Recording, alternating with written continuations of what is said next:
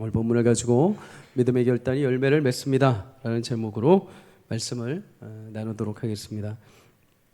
바울은 이제 데살로니가를 지나고 또 베레아를 지나고 아덴을 지나서 이제 로마 제국의 또 큰 주요 도시 중에 하나인 고린도에 이르게 됩니다. 고린도. 바울의 전도 일정을 이렇게 보면은 굉장히 거침이 없습니다. 그렇죠? 막힘이 없습니다. 중간중간마다 어려움들이 있긴 하지만 가침 없이 계속 쭉쭉쭉 앞으로 나갑니다.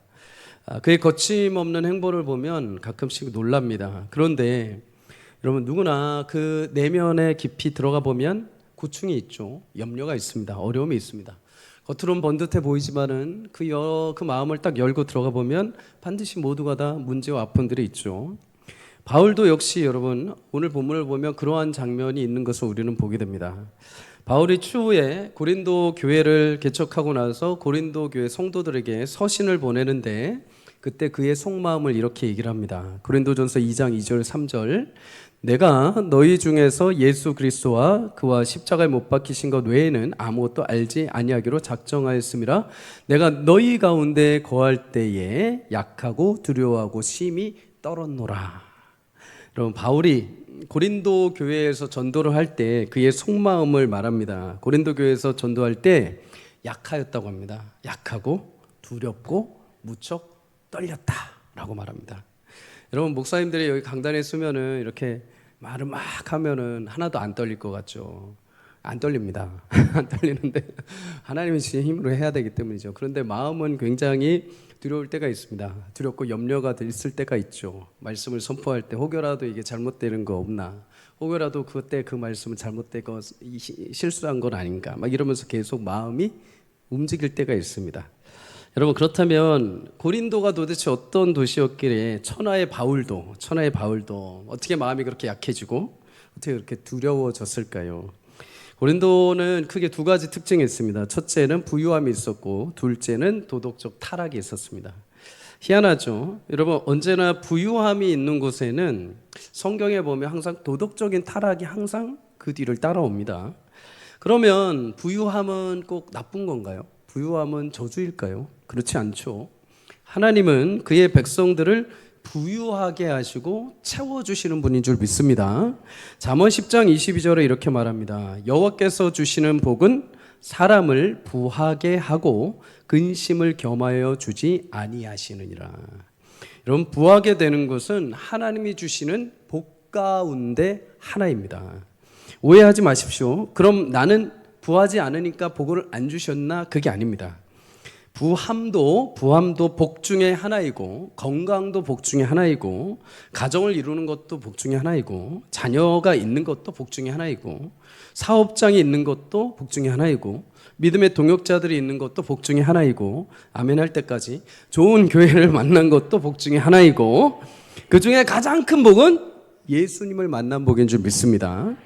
그럼 문제는 그렇게 복을 받았는데 그 복이 복의 근원이신 하나님을 가려버리고 잊어버리게 만들면 그때부터는 문제가 발생을 하는 것입니다. 복이라는 게 나쁜 게 아닙니다. 복을 주시는 자를 가려버리면 거기서부터 이제 병이 생기기 시작을 하는 거죠. 지혜자는 그래서 자신이 이런 유혹과 시험에 들지 않기를 바라면서 잠언 30장 8절에 고백을 합니다. 나를 하나님 가난하게도 마옵시고 부하게도 마옵소서. 오직 필요한 양식으로 나를 먹이시옵소서.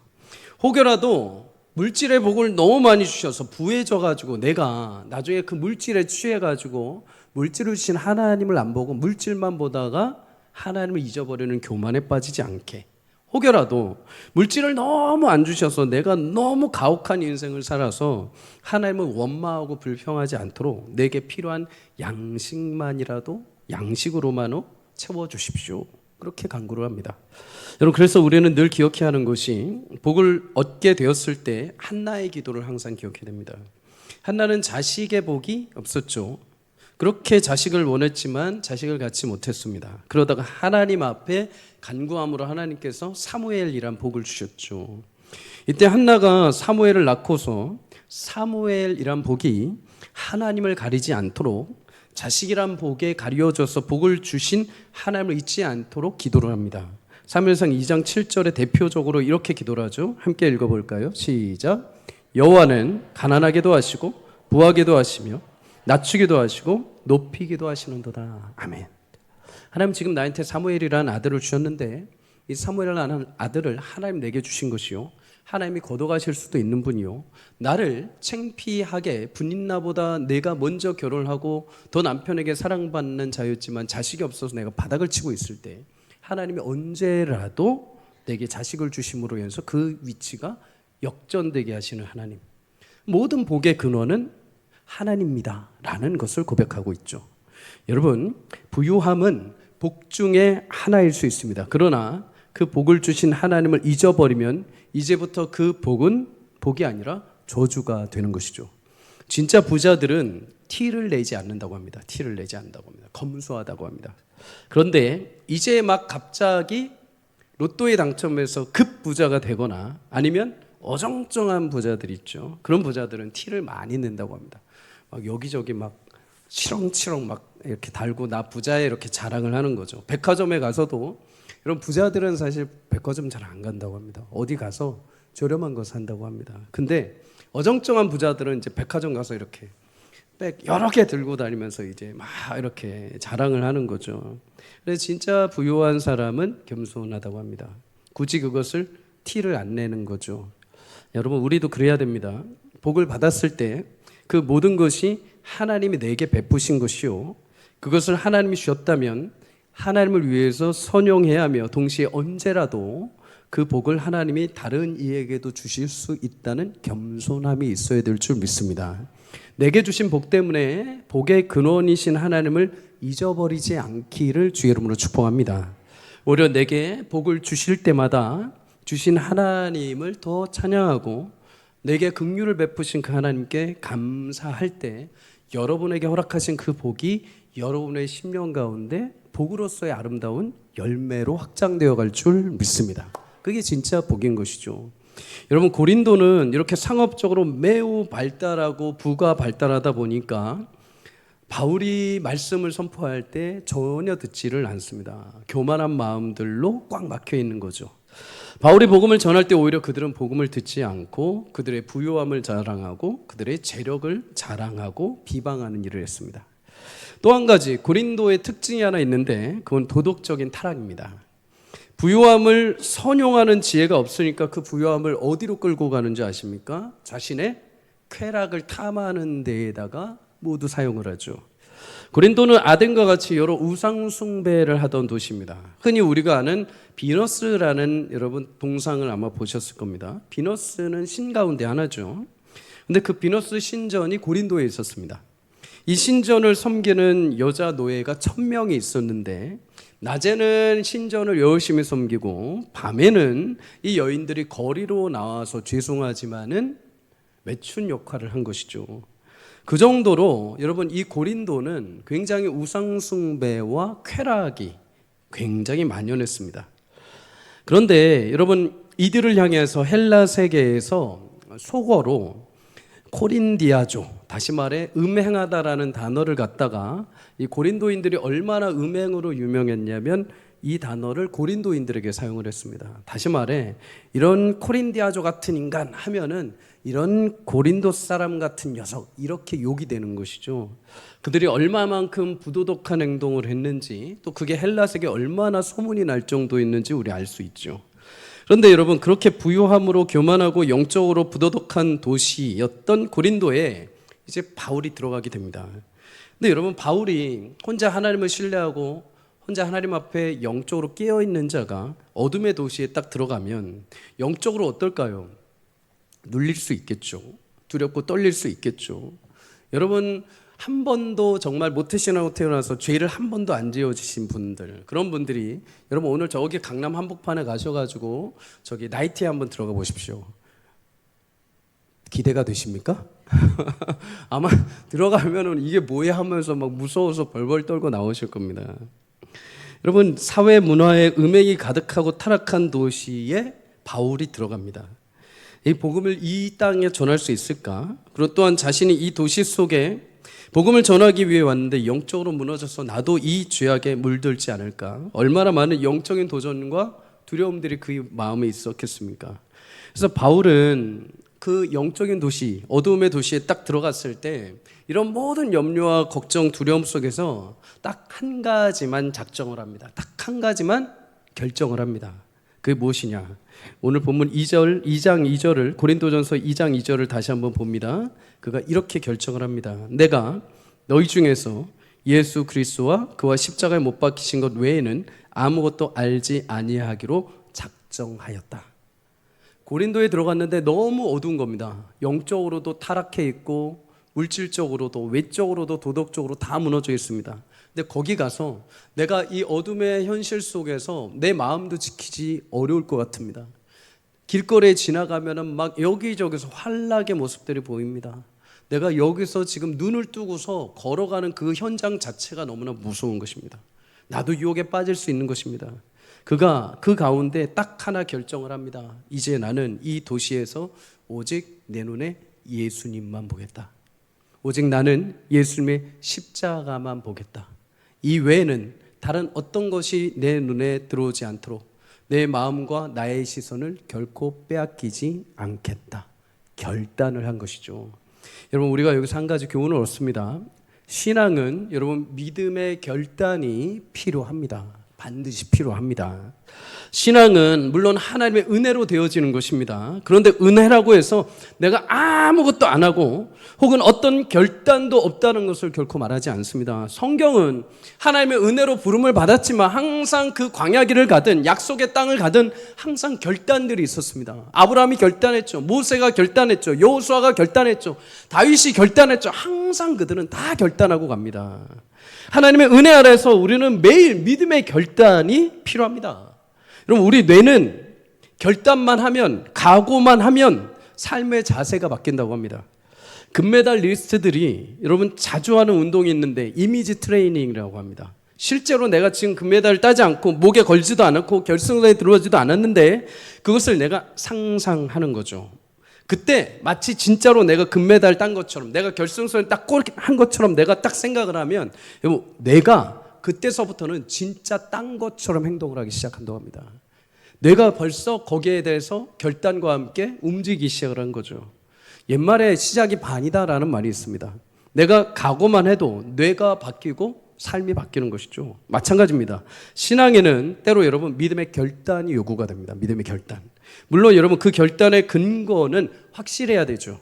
막무가내로 될 거야, 잘 되겠지 하면서 이거 해볼 거야 라고가 아니라, 여러분 우리 믿음의 결단은 내가 그렇게 우격 다짐으로 해서 다짐하는 것이 아니라 이미 우리에게 승리를 주신 하나님, 이미 예수님의 보혈의 능력과 그 은혜로 나를 온전케 하신 그 하나님의 승리가 내 안에 있음을, 내게 허락하심을 믿고 우리는 결단하는 줄 믿습니다. 실제로 우리 신앙에 있어서 여러분 성경은 우리에게 믿음의 결단을 요청할 때가 많습니다.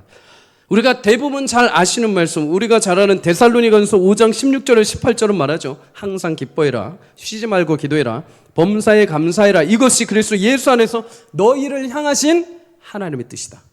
이거 하나님의 명령이라는 것입니다. 하나님의 뜻이라는 것입니다. 이거는 내가 좋을 때 기도하고 내가 마음이 좀 있을 때 감사하고 이런 게 아니라 무조건이라는 겁니다. 결단하라는 것이죠. 여러분 기뻐하고 기도하고 감사하는 것은 그런데 저절로 나오는 것이 결코 아닙니다. 결단하고 선택해야 하는 의지적인 경향성이죠. 근데 이 결단은 막무가내로 기뻐하거나 감사할 수 없죠. 그 이유가 명확해야 됩니다. 결단할 수 있는 이유가 명확해야 되죠. 하나님은 여러분 우리를 슬픔의 눈물의 골짜기를 다녀도 반드시 목자가 되셔서 거닐 수 있는 길로 인도하시는 분인 줄 믿습니다. 나의 작은 간구에도 하나님은 반드시 그 기도에 귀 기울이시오 응답하시는 분인 줄 믿습니다. 나에게 일어나는 모든 일이 실수라 하더라도, 지금 현장에서 실패가 일어난다 하더라도 하나님은 모든 것이 합력하여 선을 이루게 하시는 분인 줄 믿습니다. 그러니 우리는 여러분 기뻐할 수 있고 기도할 수 있고 감사할 수 있는 것이죠. 예수 그리스도를 통해서 주신 그 승리의 확신이 있기에 우리는 믿음의 결단을 할 수 있는 것입니다. 이 모든 것이 예수님께서 죽으시고 부활하시며 승리하심으로 우리에게 주어졌기 때문입니다. 이스라엘의 어두운 현실, 한마디로 여러분 바벨론 포로 생활의 시절을 말할 수 있습니다. 다니엘은 그 어두운 시대를 살았던 인물 중에 하나죠.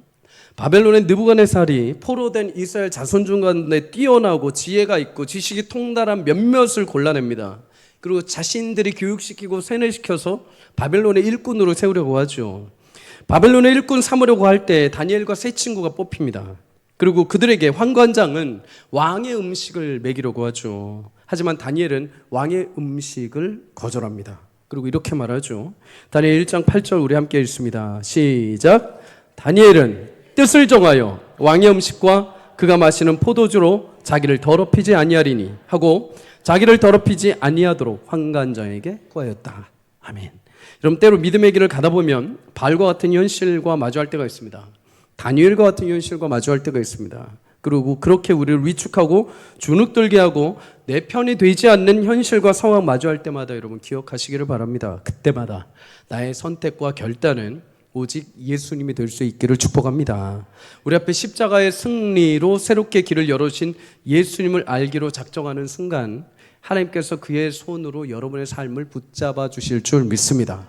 바울은 어두운 현실이었습니다. 좌우로 길을 갈 때 얼마든지 현혹하고 유혹하는 일들이 많을 수 있었습니다. 그런데 오직 내 눈에는, 내 앞에는 오직 주만 보며 내가 달려가겠다.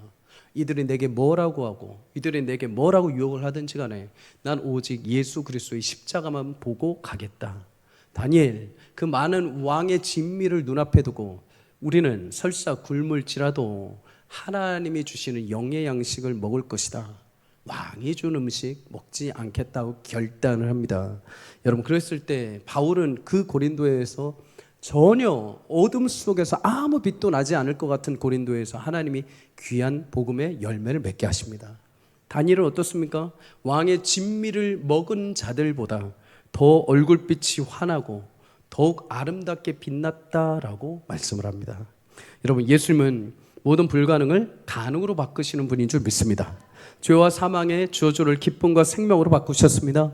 내가 어떤 상황에서도 예수님을 바라보겠다. 예수님의 십자가 이외에 어떤 것도 내가 알지 않기로 작정하였다는 바울의 결단과 같은 선택이 있을 때 예수님 여러분 삶에 세일을 행하시고 여러분 하나님의 역사를 보게 하실 줄 믿습니다. 늘 하나님 편에 서서 여러분 걸어가십시오. 어둠의 현실을 찾아올 때 두리번 하면서 어떡하지? 저떡하지가 아니라 하나님, 내가 이 상황에서 오직 주님만 보겠습니다. 여러 걱정과 고민이 있고 갈등이 막 찾아올 때 하나님 막 어떡합니까? 라고 할 때 하나님 방법이 없습니다. 그러나 내가 주님의 십자가만 보겠습니다. 그렇게 결단하고 기도하는 성도들에게 하나님께서 그곳 가운데 생명의 빛을 비추시고 여러 가지는 축복을 맛보게 하실 줄 믿습니다. 여러분, 놀랍게 믿음의 결단을 한 사람들은 하나같이 하나님의 약속의 땅을 밟았습니다. 우리 모두 그런 은혜가 있기를 주의 이름으로 축복합니다. 바울은 여러분 도착한 고린도에서 한 가지 더 어려움에 봉착을 합니다. 전도를 위해 비용이 필요한데 모든 비용이 바닥이 난 것이죠.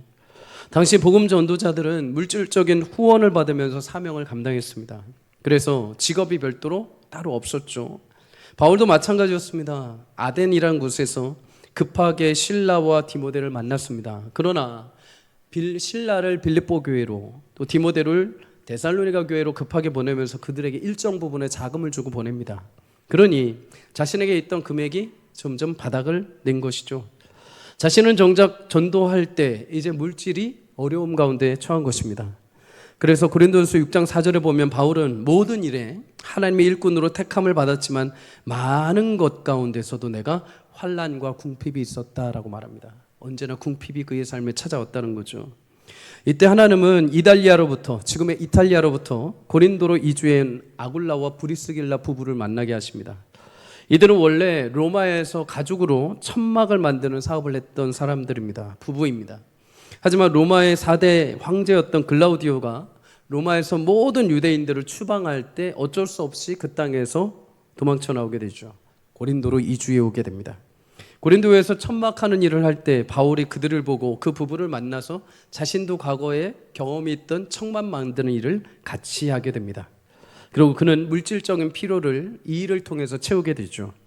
근데 여러분, 바울이 이렇게 천막 만드는 일을 함과 동시에 오늘 4절에 보면 안식일마다 바울이 회당에서 강론하였다라고 말합니다. 무슨 말일까요? 여러분, 바울에게 천막 만드는 일이 분명히 생업이었습니다. 살아가기 위해서 하는 일이죠.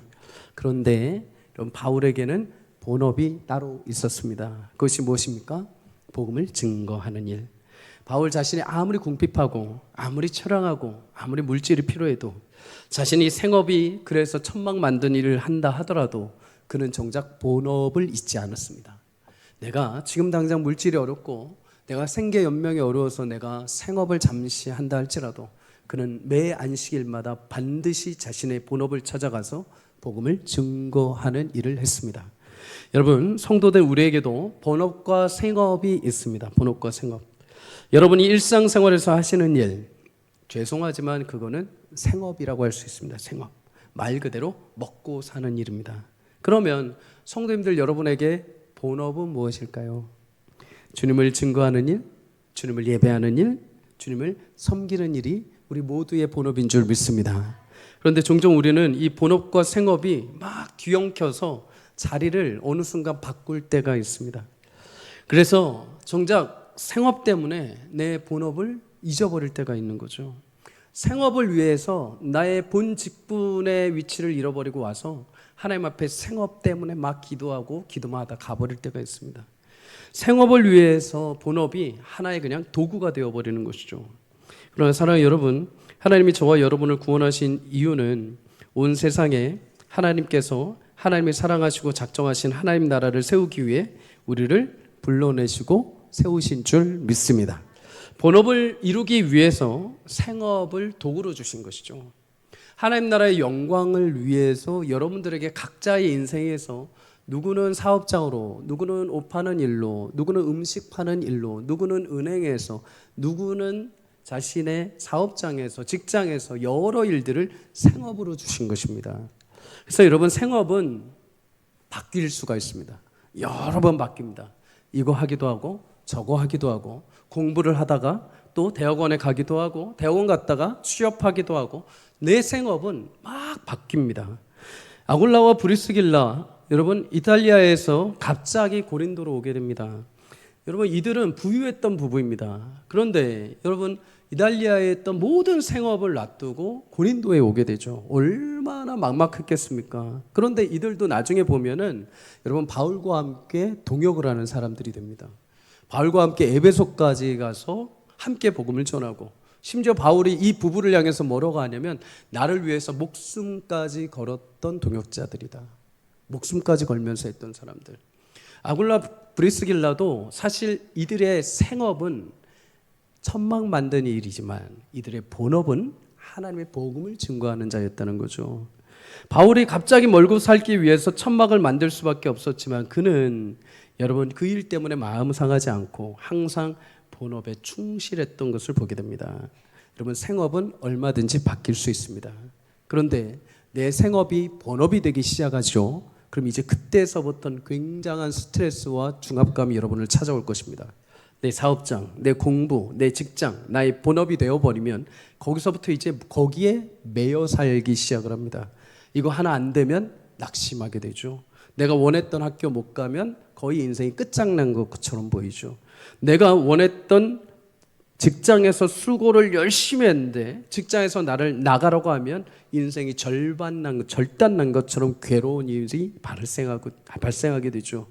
여러분 그것이 본업이 되어버리면 졸업을 하고 은퇴를 하고 내가 그걸 그만두게 되면 모든 것이 사라지는 것처럼 되어버립니다. 하지만 여러분 그 모든 것은 나의 본업이 아니요 하나님이 나에게 본업을 위해서 주신 생업이 될 때 우리는 거기에서 자유케 되는 은혜가 있는 줄 믿습니다.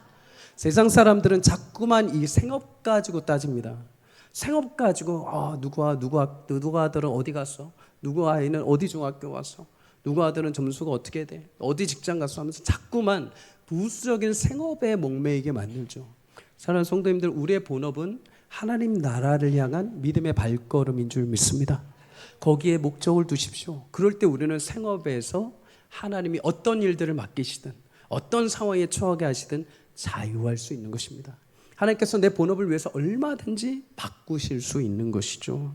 생업 때문에 여러분 하나님 앞에 죄를 범하거나 생업 때문에 내 삶을 포기하려는 마음을 두지 마십시오. 그것은 얼마든지 하나님이 세우시기도 하고 변화시키시기도 하고 바꾸실 수도 있는 것입니다.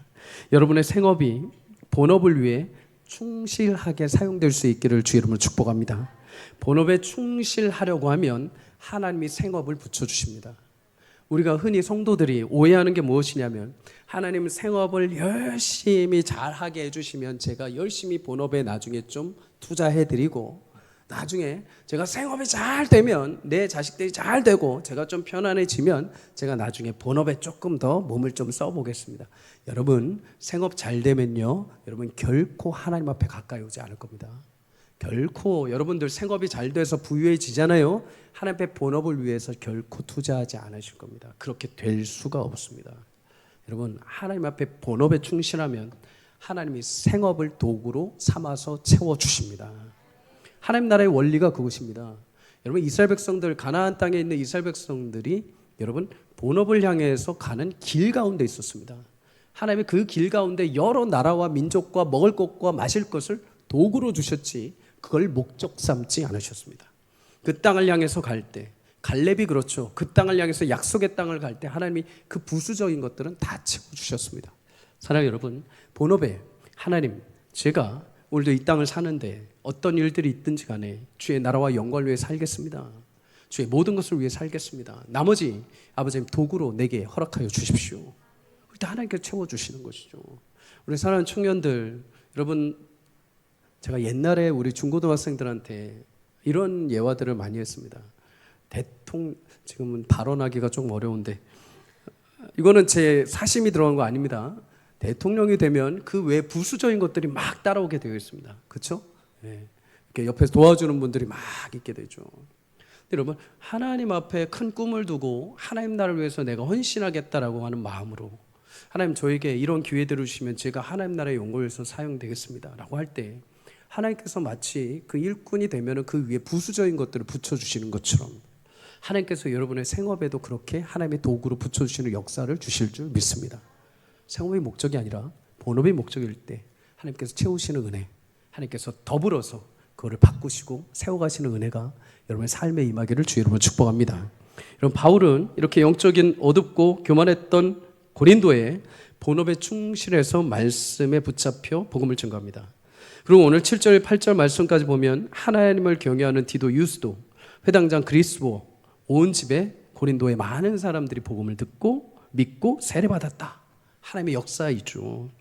여러분 아무리 어둠이 심해도 하나님의 빛이 한 번 임하면 거기에 문이 열리고 생명의 빛이 일어날 줄 믿습니다. 우리 가정이 아무리 어렵습니까? 내 사업장 어렵습니까? 하나님 빛 한 번만 비춰주십시오. 하나님의 은혜 빛 한 번만 비춰주십시오. 오늘 그런 밤이 되기를 주 이름으로 축복합니다. 고린도에서 바울이 그 빛 한 번 붙들고 주님 앞에 기도하고 복음을 전했을 때 보면 갑자기 활짝 열립니다.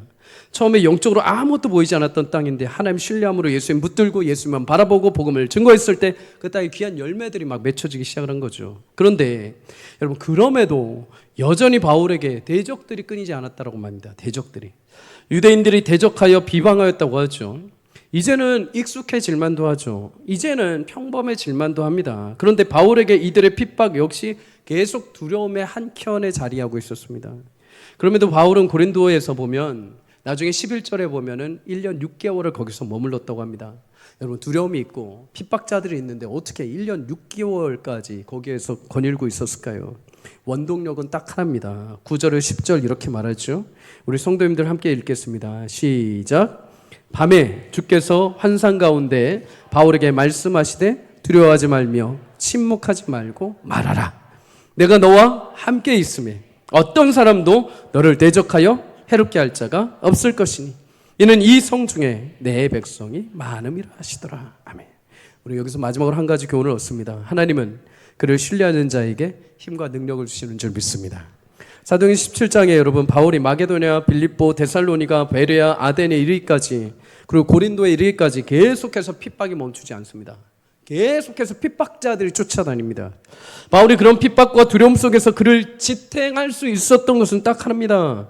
하나님의 위로하심과 공급하시는 힘. 바울은 핍박 속에 어제 고린도를 이제 떠나야 되나? 내일 떠나야 되나? 오늘 도망쳐야 되나? 고민과 갈등 가운데 있었습니다. 이제 그만해야 되나? 이제 더 이상 못할 것 같은데. 낙심의 마음이 들 때 그때 그 밤에 하나님이 그를 환상 가운데 만나십니다. 두려워하지 말고 침묵하지 말고 말해라. 담대하게 선포해라. 사랑하는 여러분, 우리도 마찬가지입니다. 때로 우리 신앙생활 이렇게 열심히 하고 또 열심히 사업장 일구고 직장 다니고 학교에서 취업을 준비하고 할 때마다 여기까지 숨이 차오를 때가 있죠. 더는 못하겠습니다. 하나님. 하나님, 더는 내가 힘들어서 더는 못하겠습니다. 포기하고 싶고 떠나고 싶고 외면하고 싶고 더 이상 그거를 그만하고 싶을 때, 더 이상 이게 미래가 있을까? 더 이상 이게 소망이 있을까? 여기서 그만두는 것이, 지금이라도 그만두는 것이 맞지 않을까라고 할 때, 여러분, 고린도와 같은 이 현실 속에 얼마나 포기하고 싶은 마음이 바울도 많았겠습니까? 여러분, 그러한 마음이 오늘 이 밤에 오셨다면, 여러분, 바울에게 찾아오셔서 믿음의 용기를 주셨던 하나님이 오늘 여러분의 심령 가운데도 동일하게 그 은혜를 주시기를 간절히 소망합니다. 두려워하지 말고, 침묵하지 말고 말해라. 두려워하지 말고 네가 가던 길을 그대로 계속 가라는 것입니다. 네가 해야 될 일을 해라. 나는 내가 너를 지켜야 될 내 일을 하겠다. 사랑하는 여러분, 거대한 어려움에 봉착했을 때 내 신앙의 끈을 놓고 포기하고 싶을 때마다 하나님이 나와 함께 하심을 기억하시기를 주의 이름으로 축복합니다. 10절에서 11절의 원어에 보면은 그래서라는 단어가 숨겨져 있습니다. 바울이 멈추고 싶고 떠나고 싶고 포기하고 싶은 그 순간 하나님이 용기를 주심으로 그래서 그는 1년 6개월을 고린도에서 복음을 전했다. 우리 인생도 그렇습니다. 멈추고 포기하고 싶고 그만두고 싶은 그 순간에도 하나님이 나와 함께 하시면, 하나님이 내게 용기를 주시면 그래서가 됩니다. 그래서 내가 다시 시작할 수 있다. 사랑하는 여러분, 바울에게 임하서 그 두려움을 용기로 바꾸시는 하나님이 오늘 여러분과 제 안에 기도 가운데 임해 주시기를 주의 이름으로 축복합니다. 우리는 하나님으로부터 힘을 공급받아야 됩니다. 내 힘으로 신앙생활을 감당할 수가 없죠. 하나님이 우리 가운데 두려움 가운데 염려 가운데 찾아오셔서 오늘도 두려워하지 마라, 염려하지 마라, 걱정하지 마라. 너는 내가 허락한 그 길을 그대로 가라. 내가 너를 지키고 보호할 것이다. 여러분, 바울에게 사실 하나님이 약속하셨습니다. 사람들이 너를 어떻게 할 수 없다라고 이렇게 얘기를 하셨죠. 근데 사실 바울 많이 얻어맞았습니다. 사람들이 맨날 돌로 치고 사람들이 맨날 위협하고 욕하고 많이 얻어맞았습니다. 그러면 하나님이 그냥 격려하시려고 하셨던 말씀일까요? 아니요. 하나님께서 그 약속하신 로마에 이르기까지 수많은 고난 속에서도 바울을 지키시고 인도에 가셨습니다. 여러분, 우리의 현실의 목적지는 이 땅에서 작은 생업하는 정도가 아닙니다. 더 고귀하고 영광스럽게 하나님께서 본업을 완성하실 때까지, 때로는 맞을 수 있죠. 때로는 욕먹을 수 있습니다. 때로는 실패할 수 있습니다. 때로는 사업장이 문을 닫을 수도 있고 내가 시험에 떨어질 수도 있습니다. 그런데 하나님이 그것을 어떻게 하신다고 합니까? 능히 감당할 수 있도록, 능히 이겨낼 수 있도록 힘을 주신다는 것이죠. 바울이 그것을 다 이겨내고 마지막에 뭐라고 합니까? 내가 자족할 수 있는 힘을 배웠다고 합니다. 내가 자족을 배웠다고 합니다. 누구로부터요? 내가 처음에 고린도에 딱 들어갔을 때 내가 오직 보겠노라 라고 말했던 그 예수 그리스도로 말미암아 내가 자족하는 힘을 배웠다. 하나님이 나와 함께 하셨다. 사랑하는 여러분, 주님이 여러분과 함께 하시는 줄 믿습니다. 힘을 주실 것입니다. 능력을 주실 것입니다. 내가 여기서 멈춰야 되나? 갈팡질팡하고 계십니까? 한 걸음 더 나가십시오. 주님이 여러분들에게 명령하신 그 땅을, 그 약속하신 일들을 반드시 성취하시도록 힘과 능력을 주실 것입니다. 오늘 기도할 때 그 여러분 안에 막혀있는 두려움과 염려들이 모두 잠잠해지고 하나님 주시는 평강의 은혜로 채워지시는 이 밤이 되기를 주의 이름으로 축복합니다. 주님께서 오늘도 우리 마음 가운데 성령으로 임재하셔서 마음의 두려움들을 힘과 능력으로 바꿔주셔서 바울이 그래서 내가 계속 그 땅에서 복음을 전한 것처럼 여러분의 삶의 현장에서 하나님께서 함께 하시며 계속해서 주의 나라를 세워가는 복된 주의 백성들 되시기를 주의 이름으로 간절히 축복합니다.